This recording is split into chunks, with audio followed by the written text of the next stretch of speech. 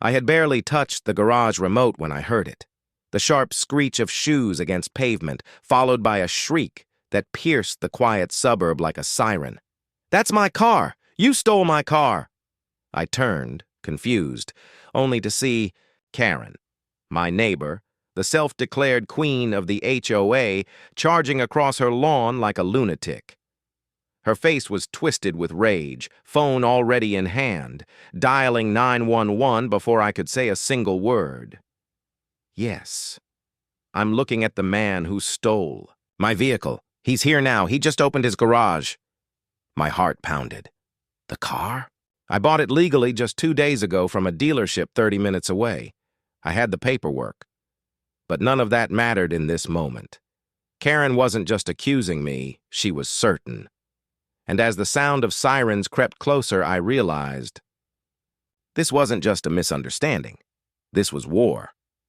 When my wife and I first moved into the neighborhood, it felt like a dream. Neatly trimmed lawns, smiling neighbors, kids playing in the cul-de-sac. It was the kind of place we always imagined raising a family in. The community was part of a homeowners association, but we didn't think much of it. We just assumed it. Meant everyone followed the rules and things stayed clean and quiet. Then we met Karen.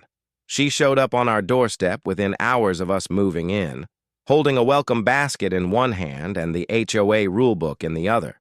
Her smile was tight, rehearsed, like she was forcing it for a photo op.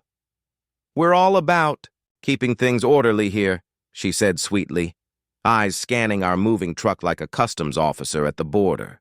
Over the next few days, we noticed her watching, always watching, from her window. If a trash bin was out 5 minutes past collection, she'd send a reminder. If someone parked even slightly off-center, she'd take a photo. The neighborhood looked perfect, but behind the manicured lawns and forced hellos, there was tension. Karen didn't run the HOA officially, but everyone acted like she did. And now, so would we. 2 days before the chaos, I bought a used red Dodge Charger from a small dealership about 30 miles away. It wasn't brand new, but it ran great and had that growl I'd always wanted in a car. I parked it proudly in my garage, not thinking twice. The next morning, as I was washing it in the driveway, I felt that familiar stare. Karen, arms crossed on her porch, eyes locked onto the car like it had personally insulted her. "Where did you get that?" she asked, marching over without a hello. I blinked. "Just picked it up a couple days ago." "Why?" Her eyes narrowed. "That car looks exactly like the one my son had, the one that was stolen last week." I laughed awkwardly, thinking she had to be joking. She wasn't. "I'm serious," she said. "That's my car. I'm calling the police." For a moment, I stood frozen. Was she actually serious? My name was on the title. I had the receipt, the paperwork. But the way she stared at me, accusatory, unblinking, I realized something deeper was going on. She didn't just think it was hers. She needed it to be. And suddenly, a simple car wash turned into a standoff. Within 15 minutes of Karen's 911 call, 2 police cruisers pulled up in front of my house, lights flashing, sirens silent, but loud enough to wake the entire block.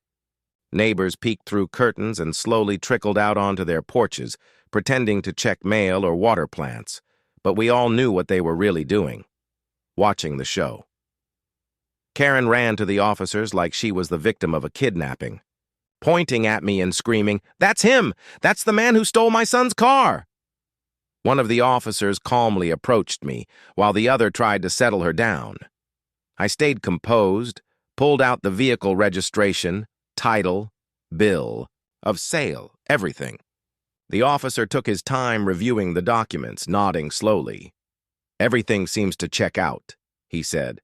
"This car legally belongs to him." Karen's face twisted. No. He must have forged something. My son would never sell that car without telling me." Her voice cracked, but not with grief, with rage. The officer turned to her gently, almost pitying her. "Ma'am, your son is an adult. If he sold the vehicle, it's not theft. But Karen wasn't listening. She stared at me like I had taken something far more personal than a car. As the crowd grew, her pride crumbled. But before walking away, she leaned in close and hissed through clenched teeth, "You don't belong here." That's when I realized this wasn't about a car. It was about control, and she just declared war. A few days after the police visit, I got a call from the dealership where I bought the car. The salesman told me, almost laughing, that a woman had shown up demanding to know who purchased her stolen vehicle. Turns out her adult son had traded the car in without telling her. It was legally his, titled in his name. No theft, no misunderstanding. Just a lack of communication between a spoiled grown man and his overbearing mother. Most people would have been embarrassed and apologized. Not Karen. The very next day, I received an official HOA violation notice in the mail. Aggressive vehicle type, not in line with HOA aesthetic. It didn't stop there. She filed another for garage door left open too long, then one for engine noise during non-quiet hours, even though I hadn't driven the car in 2 days. It was harassment, but disguised as regulation. That's when it hit me. This was never about the car. The Charger wasn't the threat. I was. I was new. I was confident. And I didn't cower when she barked orders. She wasn't trying to get a car back. She was trying to remind everyone who ruled this neighborhood. And when she couldn't control the facts, she started weaponizing the rules. Every letter, every complaint, every sideways glance, it wasn't about community standards. It was about dominance. And if she couldn't own the car, she'd try to own me. I'd had enough. The violation letters, the cold stares, the passive-aggressive notes left on my windshield, it all pushed me to dig deeper into the HOA itself. I started reading every page of the bylaws, reviewing every meeting note available online. And that's when I discovered something that made my blood run cold. Karen had never been officially elected to the HOA board. She wasn't the president. She wasn't even a voting member. She'd been operating entirely off intimidation and community, ignorance, using her loud voice and fake authority to bully her way into power. Armed with that information, I printed out the HOA charter, highlighted every violation she had committed herself, and showed up at the next board meeting. The room fell silent when I laid the documents on the table. "She's been issuing citations without legal standing," I said. "And I have the evidence to prove it."